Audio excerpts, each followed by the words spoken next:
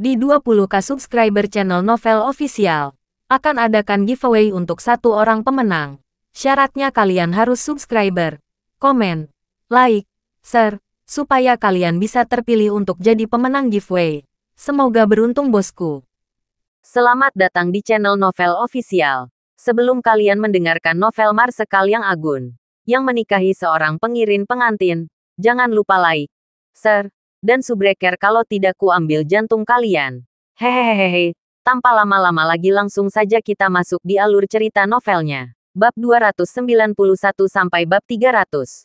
Kyle dan Olivia tidak tahu harus melakukan apapun sementara wajah mereka terlihat putus asa. Zeke menghibur.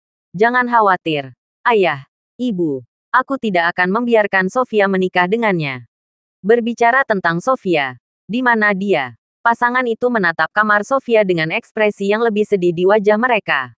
Sayangnya, karena pernikahan itu, Sofia telah melakukan makan-makan selama 2 hari sekarang. Dia mengunci diri di dalam ruangan sepanjang hari. Kamu harus pergi dan berbicara di sana. Mogok makan selama 2 hari. Zeke mengerutkan kening. Jantungnya sakit. Dia buru-buru berjalan dan mengetuk pintu ketika pintu tiba-tiba terbuka. Sofia keluar. Dia telah mendengar suara Zeke. Jadi dia keluar untuk melihatnya. Pemandangan Sofia membuat jantung Zeke berdegup kencang. Itu karena dia adalah cinta pertamanya dan karena Sofia menjadi lebih cantik setelah bertahun-tahun. Meskipun tanpa riasan, ketampanannya akan membuatnya menonjol di antara banyak orang bahkan jika dia tinggal di kota. Namun, dia belum makan apapun selama 2 hari. Jadi kulitnya yang semula putih dan lembut berubah menjadi sedikit kuning. Zeke mengucapkan terima kasih. Aku kembali. Sofia. Mata Sofia memerah. Jelas karena kegembiraannya saat melihat Zeke. Namun, dia masih mengangkat kakinya dan menendang pantat Zeke. Bocah nakal. Jadi kamu masih ingat aku ya? Tapi kamu tidak datang menemuiku selama bertahun-tahun. Tidakkah kamu tahu betapa khawatirnya aku? Untuk sesaat, Zeke diliputi perasaan campur aduk. Sofia, tendangan itu adalah puncak hidupmu. Kau tahu, Anda orang pertama yang berani memukul Marsekal Agung. Pada saat yang sama, dia merasa senang. Sofia masih gadis yang sama yang dia kenal. Dia penuh semangat dan terus terang seperti sebelumnya. Dia masih mengira sebagai adik laki-lakinya yang suka mengikuti saat itu. Zeke buru-buru meminta maaf. Sofia, maafkan aku. Aku berada di tentara selama bertahun-tahun. Jadi aku tidak memiliki kontak dengan dunia luar. Tapi jangan khawatir. Aku kembali untuk melindungi kalian semua dari sekarang. Sofia menghela napas. Yah, kamu tidak perlu berbicara keras. Jonas memberitahu kami tentang kamu main-main di luar sana. Jangan khawatir. Aku akan melakukan segalanya untuk mendapatkanmu seorang istri. Zeke kehabisan kata-kata. Jonas Kalum yang terkutuk itu. Apa sebenarnya yang telah Anda katakan kepada mereka? Sementara itu, Yoshua telah berada di atas Sofia begitu dia keluar dari kamarnya. Dia buru-buru bangkit dan berjalan ke arahnya. Sofia, kamu akhirnya keluar untuk menemuiku. Sofia dengan cepat mundur dan memarahi. Tahan di sana. Tetap 1 meter dariku. Dia muak dengan bau badan Yoshua. Yoshua sepertinya tahu apa yang dipikirkan Sofia. Dia dengan cepat menjelaskan. Aku mandi lusa kemarin. Sofia, kamu bisa memeriksanya sendiri. Dia mengulurkan tangan untuk meraihnya tetapi dihentikan oleh Zeke. Berhenti di sana. Sofia Yoshua melirik dengan jijik. Apakah kamu menyikat gigi saat mandi? Aku akan melakukannya besok. Yoshua menggaruk kepalanya karena malu. Zeke tidak percaya. Rupanya Yoshua tidak hanya jelek tapi juga tidak terlalu pintar. Dia bahkan tidak menyadari Sofia mengejeknya. Namun, Jonas semakin marah. Sofia, beraninya kau berbicara dengan calon suamimu seperti ini. Wanita yang kasar. Kyle, apakah ini caramu mendidik putrimu? Dengan ekspresi aneh di wajahnya, Kyle kehilangan kata-kata. Mencoba meredakan ketegangan. Olivia dengan cepat berkata, Sofia, buatkan kami teh. Sofia menganggukkan kepalanya sebagai pengakuan dan mengulurkan tangan. Mencoba mengelus kepala Zeke.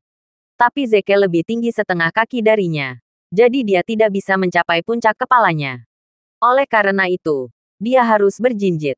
Kenapa kamu harus tumbuh begitu tinggi? Sampai pada titik di mana aku harus berjinjit untuk membekukan kepalamu. Kamu membuat terlihat buruk. Pokoknya, duduklah sebentar di sini. Aku akan membuat teh. Zeke tiba-tiba mengulurkan tangan dan mengacak-acak rambut Sofia. Baiklah, Ketika dia masih kecil, Zeke 1 kaki lebih pendek dari Sofia.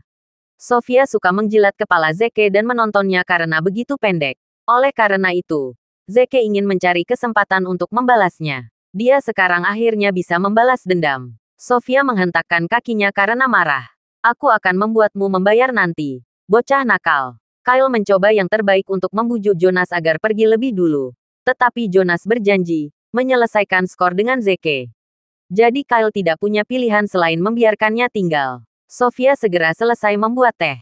Dia mengeluarkan teko teh dan menuangkan secangkir untuk semua orang sebelum dia duduk di samping Zeke. Dia mengambil segenggam biji bunga matahari untuk Zeke. Ayolah, bocah. Kamu suka makan ini ketika kamu masih kecil. Kamu dapat memiliki semua yang kamu inginkan hari ini. Zeke mengulurkan lengannya untuk menariknya. Terima kasih, Sofia. Sofia geli saat melihat tangan Zeke yang begitu besar. Ketika mereka masih muda, Zeke tidak bisa memegang segenggam biji bunga matahari yang dia ambil bahkan dengan kedua tangannya. Namun, segenggam biji bunga matahari yang dia ambil sekarang hanya bisa mengisi sekelilingnya dari telapak tangan Zeke. Astaga, dia tumbuh tinggi dan tangannya yang membuat kehilangan muka. Melihat interaksi antara mereka berdua, Yoshua sangat marah saat dia menatap Zeke dengan mata merah. Sementara itu, para tetangga datang karena mereka semua tertarik dengan mobil yang diparkir di depan rumah Kalums. Kyle, apakah kerabatmu datang mengunjungimu? Mengingat dia datang dengan mobil, dia pasti kerabat dari kota, kan?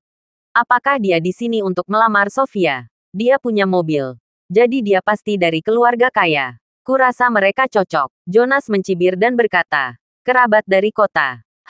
Dia Zeke Williams. Para tetangga kemudian menatap Zeke. Oh, itu benar-benar Zeke. Zeke telah tumbuh begitu tinggi. Kami belum melihatnya selama beberapa tahun. Zeke telah menjadi sangat sukses sehingga dia mampu membeli mobil sekarang. Itu sangat bagus. Zeke, apakah kamu masih ingat saat aku memergokimu dan Hudson mencuri ubi jalarku ketika kamu masih kecil? Alih-alih memarahimu, aku menawarimu ubi. Jonas menjadi tidak senang ketika para tetangga mulai nyaman dengan Zeke. Berhasil. Jika dia dianggap sukses, maka aku akan menjadi bos besar. Padahal dia hanya seorang pekerja konstruksi. Para tetangga skeptis ketika salah seorang bertanya, pekerjaan konstruksi. Bagaimana dia bisa membeli mobil? Mobil ini adalah Santana tua. Saya pikir itu mobil bekas yang bisa dibeli sekitar 10 atau 20 ribu. Selain itu, saya mendengar Zeke adalah mainan anak laki-laki untuk bos lokasi konstruksi. Jadi mobil ini mungkin diberikan kepadanya oleh bos. Apa? Para tetangga melebarkan mata karena terkejut. Di pedesaan, ada 2 jenis orang yang paling dipandang rendah.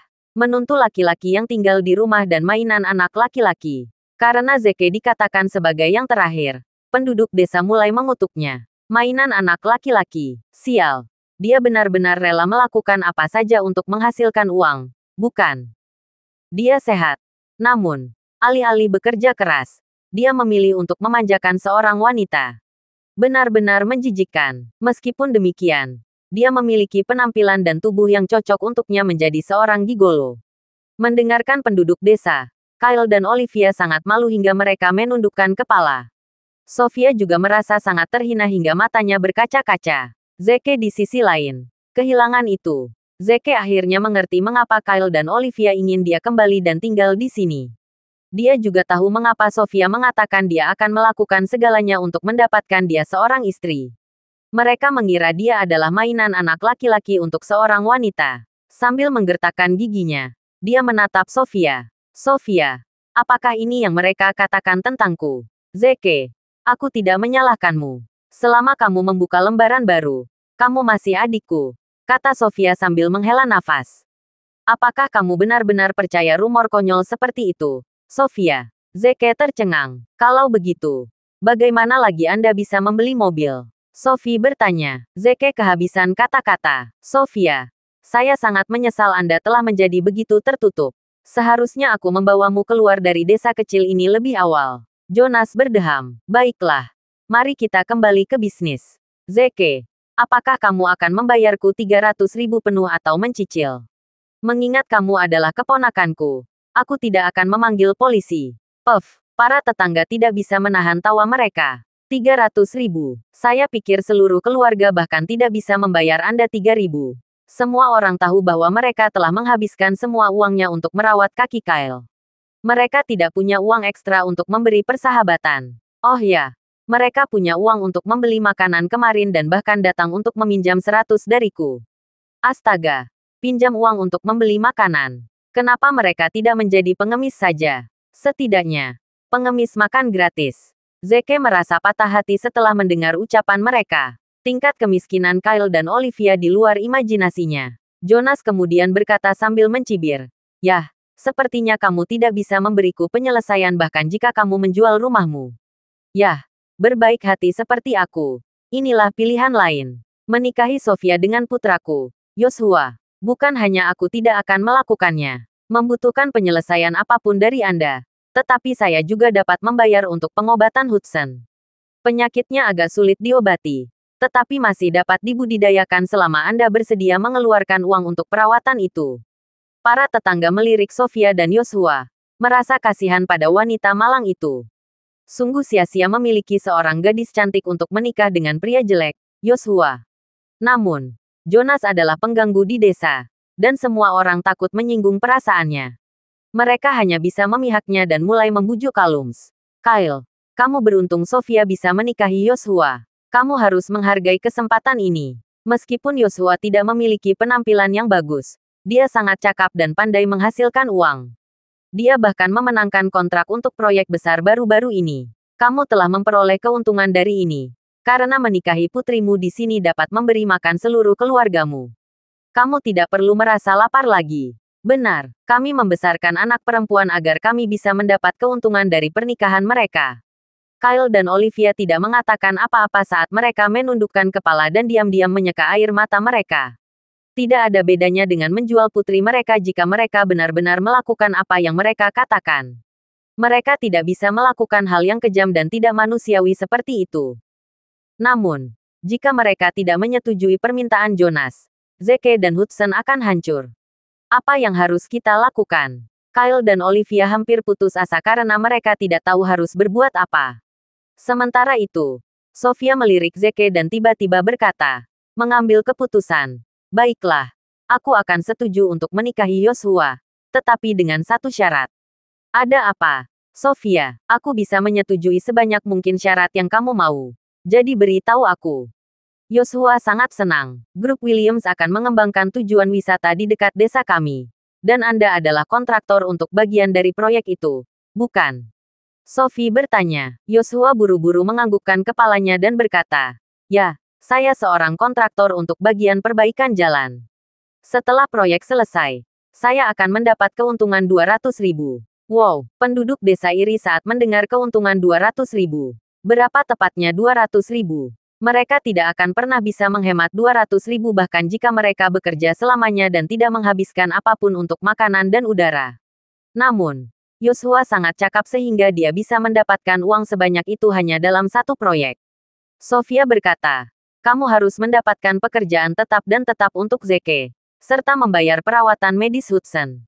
Tidak masalah. Yoshua menyetujui tanpa ragu-ragu. Zeke bisa bekerja sama denganku di proyek perbaikan jalan. Karena dia pekerja di lokasi konstruksi, dia tidak perlu melalui masa percobaan. Aku akan langsung menawarkan dia gaji sebagai pekerja berpengalaman. Setelah pekerjaan jalan selesai, aku akan menjadikan satpam di lokasi wisata. Jika tampil bagus, dia bahkan bisa menjadi kepala keamanan. Dia tidak perlu khawatir tentang uang selama sisa hidupnya. Adapun Hudson, aku akan mencoba yang terbaik untuk mendapatkan seseorang untuk mengobatinya. Oke, Sofia menganggukkan kepalanya setuju. Dia berusaha menahan air matanya. Tapi tetap saja, air mata mengalir di pipinya saat dia berbicara. Kyle dan Olivia juga menangis. Zeke sangat tersentuh. Seorang saudara perempuan yang tidak memiliki hubungan darah dengannya sebenarnya akan menyumbangkan kebahagiaannya sendiri demi dia. Bagus sekali. Sofia, Zeke mengambil selembar tisu dan dengan lembut menghapus air mata dari wajah Sofia. Sofia, setelah apa yang baru saja kamu katakan, aku akan memperlakukanmu sebagai saudara kandungku seumur hidup. Jangan menangis. Sofia, aku tidak akan membiarkanmu menikah dengannya. Aku jamin. Sofia menghela nafas. Zeke, Aku tahu kamu tidak ingin aku pergi. Tapi hidup tidak memberiku pilihan sekarang. Sofia, tatap mataku, kata Zeke sambil menyingkirkan rambut dari matanya. Dengan segala keseriusan, aku bersedia. Sebagai saudara perempuanku, kamu tidak bisa terburu-buru menikah. Jika kamu ingin menikahi seseorang, sejumlah besar hadiah pernikahan harus diberikan, dan pernikahan besar harus diadakan. Kamu juga akan menerima berkah dari semua orang. Sofia sedikit terpesona saat menatap mata Zeke. Zeke telah tumbuh dewasa. Dia tahu bagaimana melindungiku sekarang. Namun, keinginannya benar-benar mengubah kenyataan. Ini kekanak-kanakan dan konyol. Yoshua berkata dengan tidak sabar. Pergilah. Kamu tidak punya suara di sini. Dia kemudian menoleh ke Sofia. Sekarang setelah kamu menyetujui lamaran pernikahan, aku akan mengirimkan hadiah pernikahan hari ini. Bagaimana caranya? Sofia menganggukkan kepalanya dengan susah payah. Zeke memutar matanya ke arah Yoshua. Tersesat. Kamu tidak pantas mendapatkannya. Keluar dari sini. Yoshua kehilangan ketenangannya. Kita yang akan menikah. Siapa yang akan kamu campuri? Ayo, Sofia. Duduk di sini. Jangan duduk terlalu dekat dengannya. Dia kemudian mengulurkan tangan untuk meraih tangan Sofia. Tapi Zeke buru-buru menepis tangan Yoshua. Apakah kamu tidak mendengar apa yang aku katakan? Persetan. Wajah Yoshua mendung. Beraninya kamu memukul. Jangan lupa kamu masih harus bekerja untukku di masa depan. Jika kamu melewati batas, aku tidak akan memberikan pekerjaan ini. Haha, aku pemilik proyek itu. Apa kamu tidak malu meminta bos untuk mempekerjakanmu? Zeke memutar. Proyek pengembangan destinasi wisata milik keluarga Williams dari Ateville. Sebelumnya, Ben memohon kepada Zeke untuk mengambil proyek tersebut tetapi ditolak olehnya. Dengan kata lain, Ben pasti akan memberikan proyek selama dia meminta. Puff, haha, kerumunan tertawa terbahak-bahak. Rupanya Zeke tidak menguasai apapun selain seni menyembunyikannya setelah bertahun-tahun. Selain omong kosong hadiah pernikahan dalam jumlah besar dan pernikahan akbar, dia bahkan mengklaim bahwa proyek itu miliknya. Sungguh lelucon yang konyol. Bahkan orang terkaya di distrik Riverdale tidak akan berani menyombongkan diri seperti ini. Merasakan ketegangan antara Yoshua dan Zeke, Sofia panik dan memarahi Zeke. Cukup, Zeke. Bisakah kamu tidak membuatku pusing? Pergi dan tunggu di kamar Sofia. Zeke, kata Kyle yang merasa kecewa. Aku tahu kamu kesal. Aku tahu kamu merasakan perasaan Sofia. Tapi kamu seharusnya tidak mengatakan hal-hal seperti ini. Sofia telah membuat pengorbanan besar untuk memberikan pekerjaan ini dan bahkan, sayangnya, cepatlah dan tunggu di dalam. Di dalamnya, merekomendasikan jangan ikut campur. Zeke menarik napas dalam-dalam, tidak ingin membuat Kyle dan Olivia marah. Dia tidak punya pilihan selain bangkit dan perlahan berjalan menuju kamar Sofia. Tidak ada gunanya mengatakan apapun sekarang, karena hanya dengan menunjukkan kekuatan sejatinya dia bisa berdiri tegak. Ketika dia sampai di pintu kamar, dia tiba-tiba berbalik dan tersenyum pada Sofia. Sofia, apakah kamu ingin merasakan pengalaman menjadi orang yang kuat? Aku akan mengaturnya sebentar lagi. Hahaha, kerumunan meledak dalam tawa sekali lagi. Sedangkan Kyle dan keluarganya menundukkan kepala karena malu dan tidak mengatakan apa-apa. Begitu berada di dalam ruangan, Zeke menelepon Ben. Telepon diangkat setelah hanya berdering sekali. Ben bertanya hati-hati. Apa yang bisa saya bantu? Pak. Proyek yang ingin Anda berikan kepada saya sebelumnya adalah proyek pengembangan pariwisata di dekat White Ridge, kan? Tanya Zeke. Ben buru-buru menganggukkan kepalanya. Ya, Anda benar, Tuan. Mohon maaf saya dan terima proyek ini, Tuan. Atau lebih tepatnya, jika Anda mau, saya dapat menyerahkan seluruh keluarga Williams kepada Anda. Tuan, keluarga kami dalam posisi genting. Kami, dalam kekacauan. Hanya Anda yang bisa mengendalikan semuanya. Saya tidak akan mengambil alih proyek ini. Tetapi saudara perempuan saya mungkin tertarik, kata Zeke. Apa? Ben mulai menangis dengan gembira. Dia akhirnya mengalah. Meskipun tidak ada kemungkinan untuk meminta maaf kepada keluarga Williams sekarang, itu setidaknya satu langkah maju. Jangan khawatir Pak, saya ada di sana, kata Ben sambil menangis bahagia. Terima kasih, Pak. Terima kasih banyak. Ngomong-ngomong, sudah waktunya adikku menikah. Jadi, sebagai kakak, aku ingin membantu menyiapkan mas kawin. Serahkan pada saya, Pak. Saya jamin. Ben segera mengerti apa yang Zeke maksudkan tanpa menunggu dia selesai. Aku bersumpah demi kematianku bahwa aku akan mengurus ini dengan baik. Oke, jawab Zeke. Setelah menutup telepon, Zeke mencium tubuhnya. Sofia, kamu melindungiku ketika aku masih kecil. Dan sekarang, giliranku untuk melindungimu. Tatapannya jatuh pada bingkai foto yang diletakkan di atas nakas. Dalam foto tersebut, Zeke dan Hudson sedang berjongkok di punggung bukit sementara Sofia menyentuh kepala mereka dengan senyum menawan yang menarik-narik sudut mulutnya. Ini adalah satu-satunya foto yang pernah diambil Zeke selama masa kecilnya. Mungkin itu juga satu-satunya foto yang pernah diambil Sofia dan Hudson. Zeke mengulurkan tangan untuk menyentuh wajah Sofia di foto itu. Mulai sekarang, Sofia, aku ingin kamu menyimpan senyum manis ini di wajahmu selamanya. Pada saat yang sama, dia melihat sebuah lubang yang kemungkinan disebabkan oleh api di sudut kiri atas foto. Aduh, foto ini sudah tidak sempurna lagi. Zeke menghela napas. Sementara itu, para tetangga masih mengolok-olok Zeke di ruang tamu. Apakah dia benar-benar mengatakan dia akan mengubah Sofia menjadi orang yang kuat?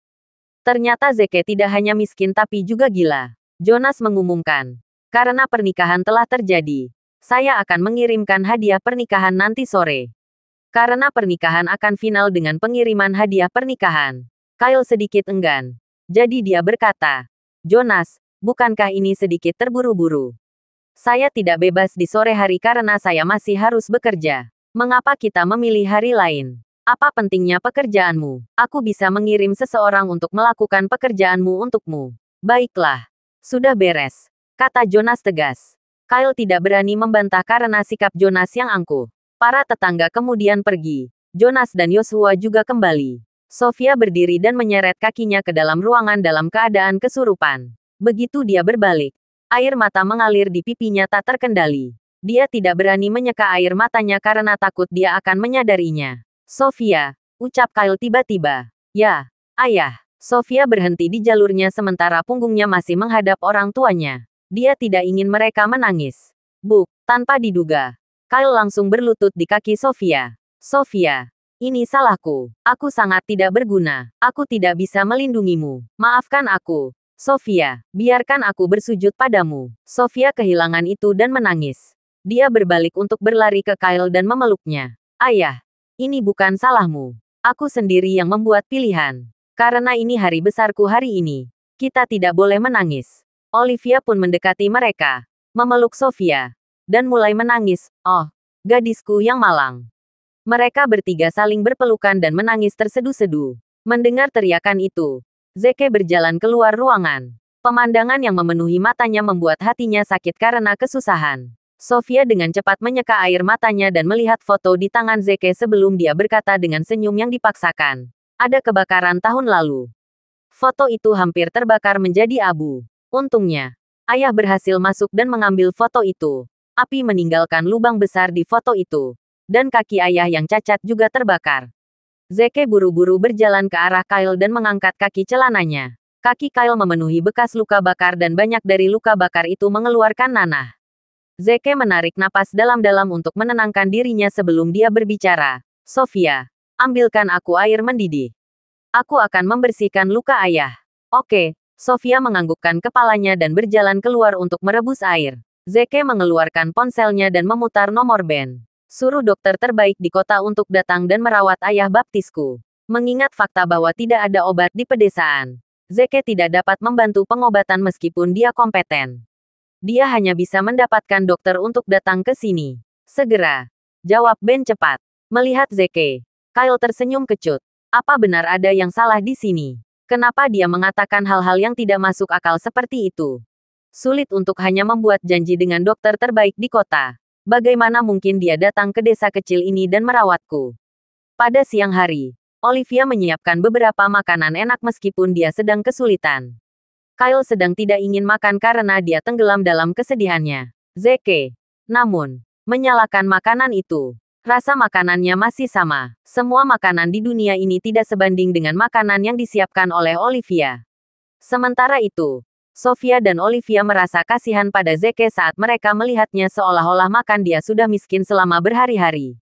Apakah dia tidak punya cukup makanan di luar sana? Pada saat ini, terdengar dari luar rumah mereka. Kemudian, Yoshua terdengar berteriak. Aku di sini untuk mengantarkan hadiah pernikahan. Sofia.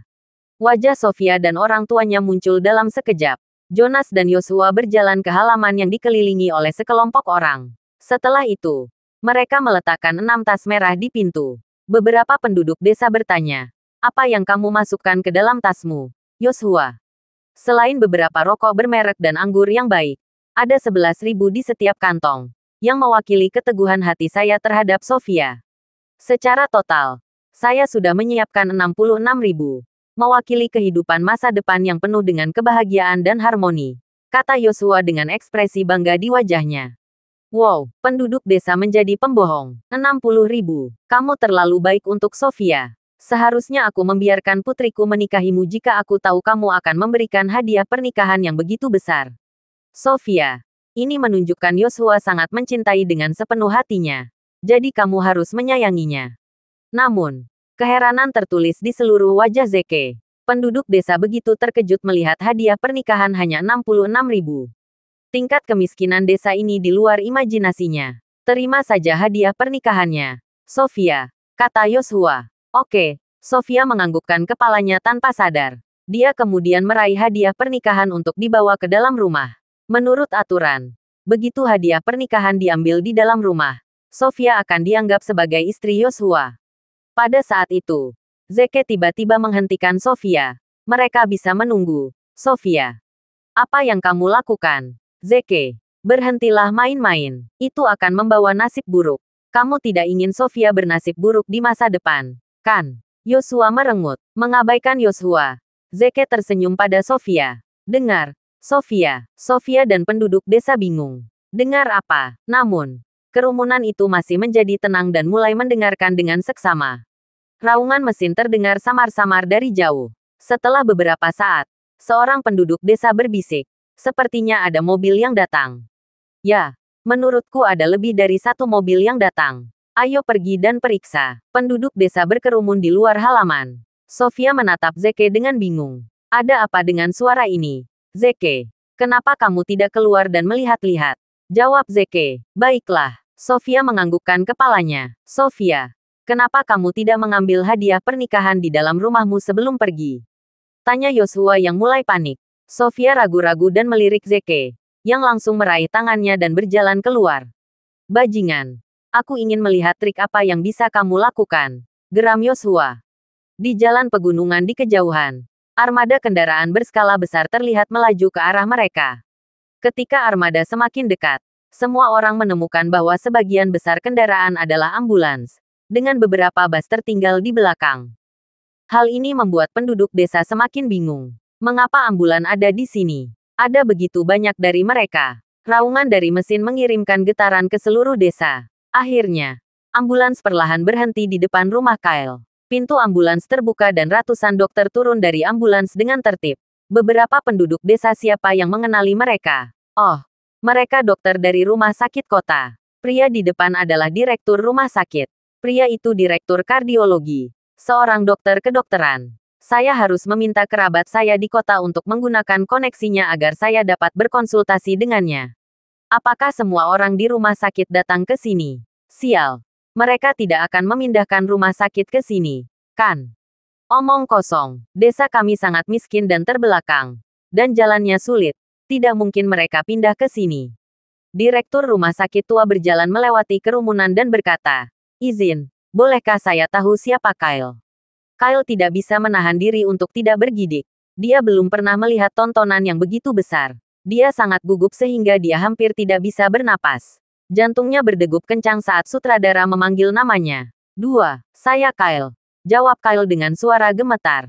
Direktur membungkuk hormat kepada Kyle dan berkata, "Senang bertemu dengan Anda, Tuan Kalum. Saya Direktur Rumah Sakit Umum Clearview. Seseorang telah meminta saya untuk merawat Anda. Tolong bantu saya menyelesaikan pekerjaan saya." Kemudian, sutradara melambai kepada orang-orang di belakangnya. Mulai bekerja. Rombongan dokter segera mulai membangun tenda, memindahkan alat kesehatan, dan mengeluarkan obat. Sepertinya seluruh rumah sakit benar-benar pindah ke sini. Zeke belum memberitahu Ben tentang kondisi medis Kyle. Jadi Ben hanya meminta seluruh tim rumah sakit umum Clearview untuk datang.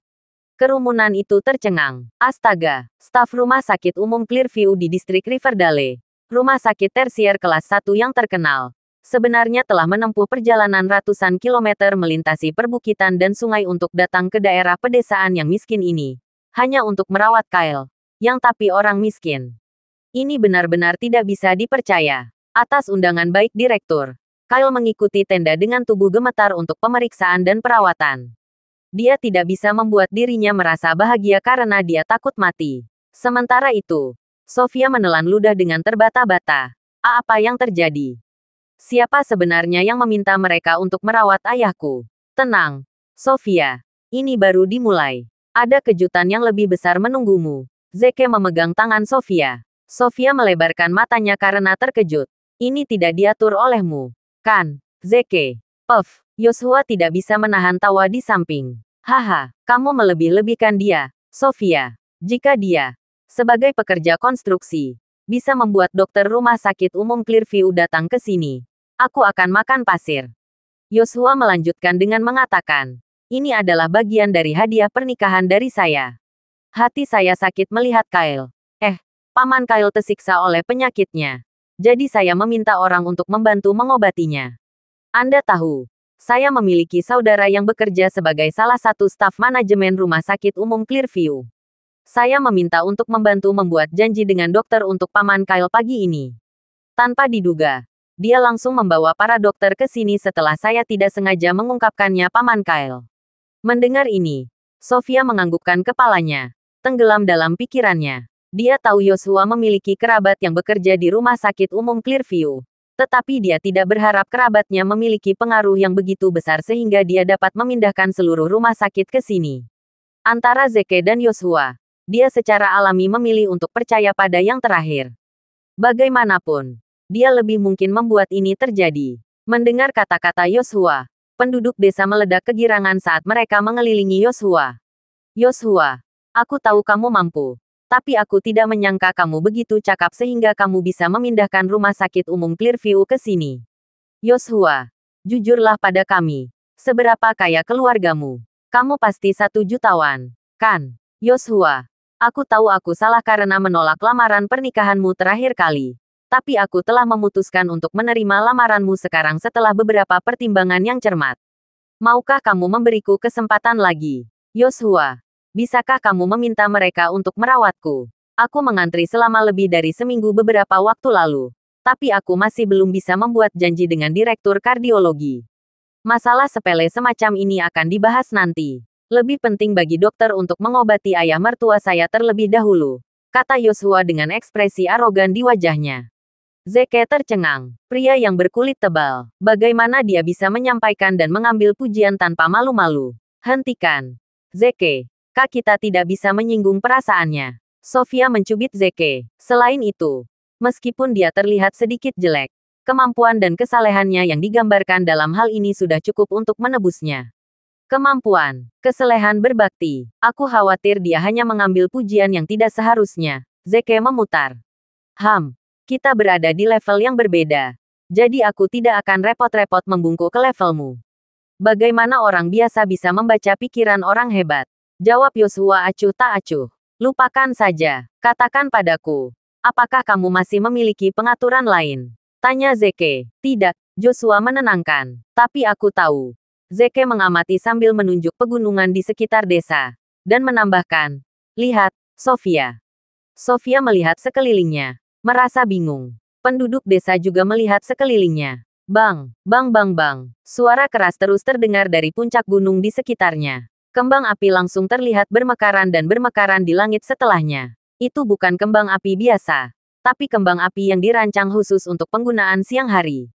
Asap warna-warni itu menunjukkan 7 warna yang terdiri dari merah, jingga, kuning, hijau, biru, nila, dan ungu, seperti pembatas warna yang membuat desa kecil itu. Warna pelangi membuat desa kecil itu terlihat sangat indah, dan desa bobrok itu langsung berubah menjadi negeri dongeng. Setiap foto yang diambil dari sudut manapun dapat digunakan sebagai screensaver. Adegan itu spektakuler, indah dan romantis. Terpesona.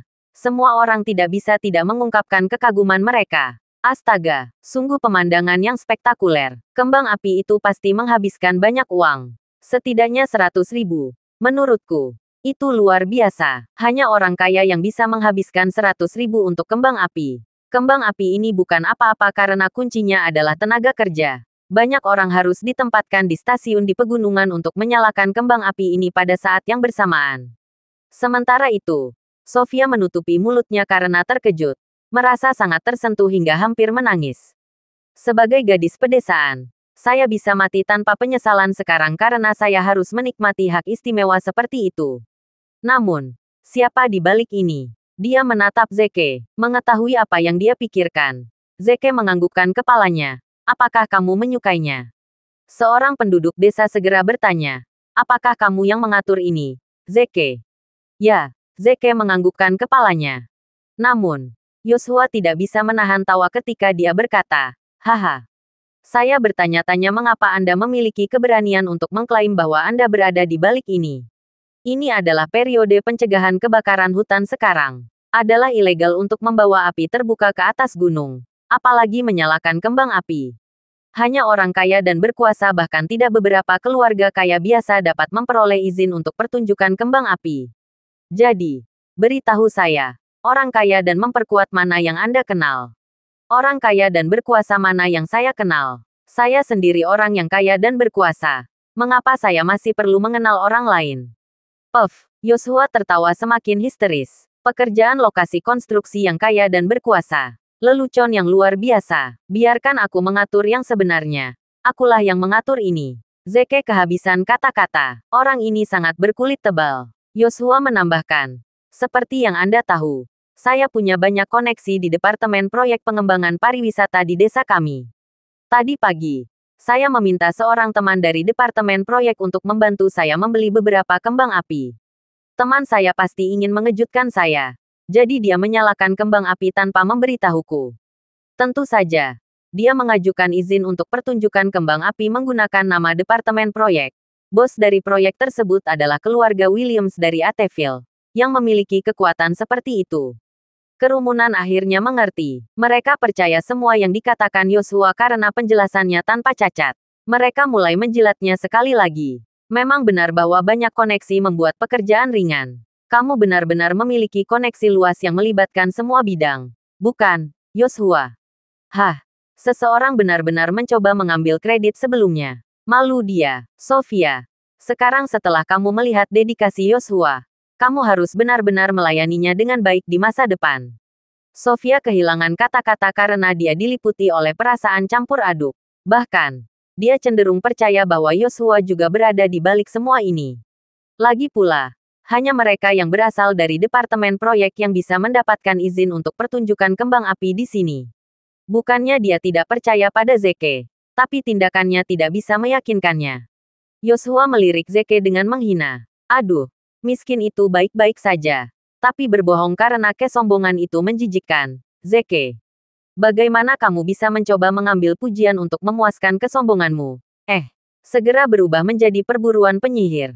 Namun, Zeke tidak marah atau kesal saat dia bertanya dengan senyum tipis. Apakah kamu punya pengaturan lain? Yoshua berpikir sejenak dan menjawab. Saya juga memesan cincin pertunangan. Yang akan segera dikirim ke sini. Oh. Apakah itu dikirim dengan mobil? Tanya Zeke. Tentu saja. Bagaimana lagi itu bisa dikirim? Dengan pesawat. Hah?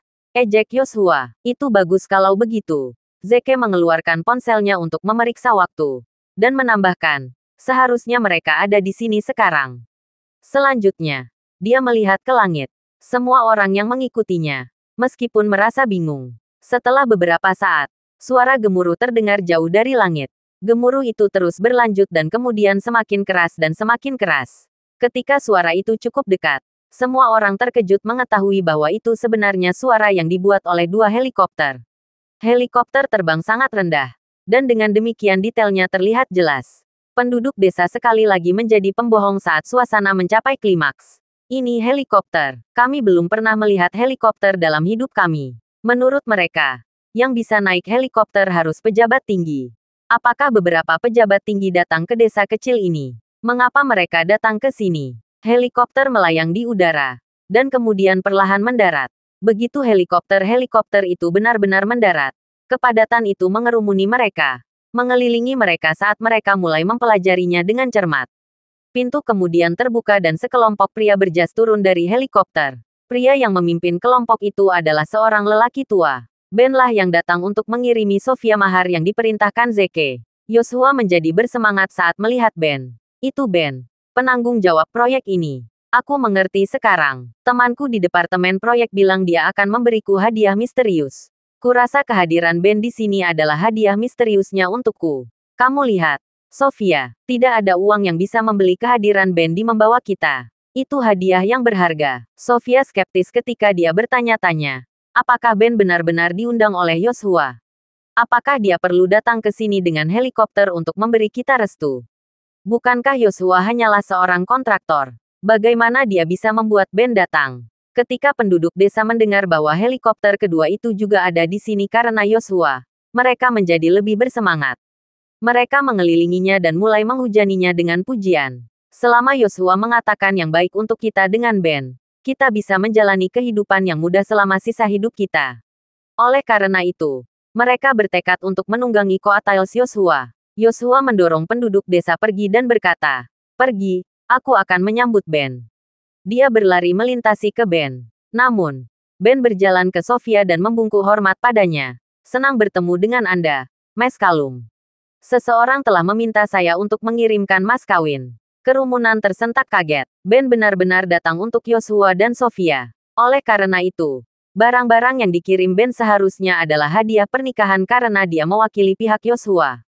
Kenapa dia bilang mahar? Hanya pemberian dari keluarga mempelai wanita yang disebut mahar. Sementara itu, pikiran Sofia sudah berputar-putar. "Tuan Williams, Anda mengatakan seseorang meminta Anda mengirimi saya mas kawin. Siapa itu? Kau akan segera mengetahuinya." Ben tersenyum tipis. Dengan lambaian tangannya, sekelompok pria berjas segera berdiri berjajar, masing-masing memegang kotak hadiah. Ben melanjutkan untuk mengumumkan dengan suara keras. 1 set kalung berlian. Sepasang anting-anting platinum. Sepasang sepatu hak tinggi kristal. 1000 kilogram emas batangan. Keheningan terjadi saat pertemuan yang menggembirakan itu menjadi tenang. Semua orang terkejut. Ini mimpi. Kita pasti sedang bermimpi. Lupakan tentang hadiah lainnya. 1000 kilogram emas batangan saja sudah merupakan sumber kekayaan yang besar. Bahkan bisa membentuk keluarga kaya. Orang-orang seperti mereka tidak akan mampu memiliki uang untuk sebatang emas pun setelah bekerja keras seumur hidup. Ben berhenti sejenak sebelum melanjutkan. Sebuah jet mewah. Sebuah proyek pengembangan pariwisata di Whiteridge. Ben awalnya ingin memberikan mobil mewah. Tetapi mobil mewah akan tertutup lumpur saat sampai di sini. Karenanya, setelah periklanan, dia menggantinya dengan jet. Wah, kerumunan terbang menjadi gempar lagi. Ternyata kalung berlian dan emas batangan itu hanya sebagai makanan pembuka. Sedangkan jet mewah dan proyek pengembangan pariwisata menjadi hidangan utama. Banyak penduduk desa yang menangis karena kegembiraan. Hanya orang yang sangat kaya dan berkuasa yang dapat memberikan mas kawin. Pada saat ini, semua orang tidak lagi percaya bahwa ini telah diatur oleh Yoshua.